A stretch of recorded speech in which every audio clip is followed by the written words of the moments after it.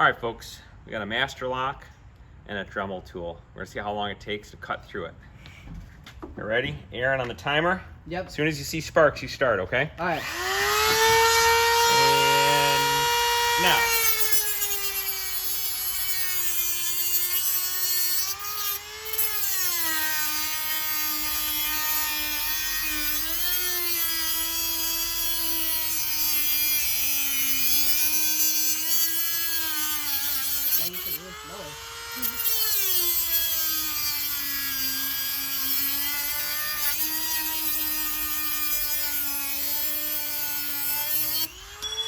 Time.